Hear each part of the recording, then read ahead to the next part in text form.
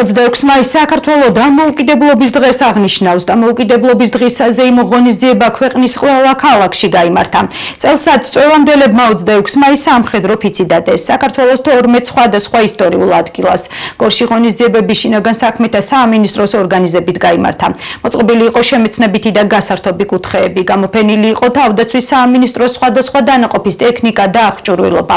დღეს გორში იმყოფებოდა პრემიერ-მინისტრი ირაკლი კობახიძე. მოგეხსენებათ, რომ შინაგან საქმეთა სამინისტრო დამოუკიდებლობის დღეს ქალაქ გორში აღნიშნავს. სამინისტროს სხვადასხვა დანაყოფების მიერ ადგილზე წარმოდგენილია სხვადასხვა შემეცნებითი სივრცეები და სტენდები.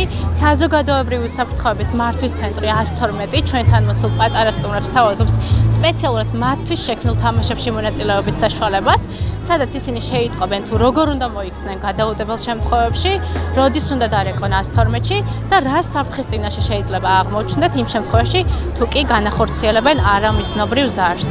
გილოცავთ ყველას დამოუკიდებლობის დღეს, ძალიან მომწონს რომ ესეთი დღეები ტარდება და იმედია სულ ესე გაგრძელდება.